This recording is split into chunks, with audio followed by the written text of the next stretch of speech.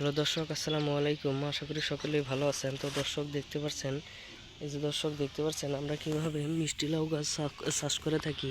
তো বন্ধুরা, এই মিষ্টি লাউ গাছ চাষ করে আমরা কিন্তু ভালো ধরনের লাভবান হয়েছি।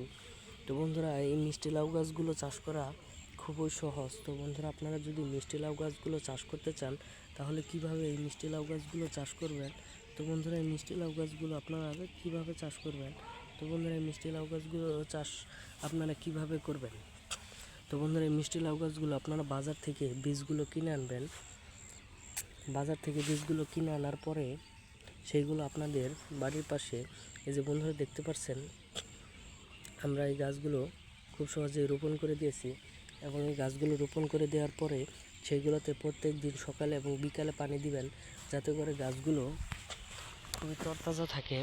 এবং এই গাছগুলো যখন বড় হয়ে যাবে, এবং এই গাছের মধ্যে দেখতেই পাচ্ছেন কত সুন্দর সুন্দর মিষ্টি লাউ, এইগুলো বড় হওয়ার পরে কিন্তু ভালো ধরনের বিক্রি করতে পারবেন।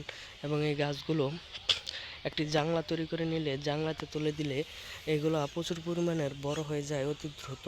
তারপর আপনারা এই গাছগুলো থেকে লাউগুলো কিনে নেওয়ার পরে, বিক্রি করার পরে ভালো ধরনের ব্যবসা করতে পারবেন। তো বন্ধুরা, আমাদের ভিডিওগুলো যদি আপনাদের ভালো লেগে থাকে, তাহলে অবশ্যই চ্যানেলটি সাবস্ক্রাইব করে দিবেন। ধন্যবাদ সকলকে। সকলে ভালো থাকবেন, সুস্থ থাকবেন। আসসালামু আলাইকুম।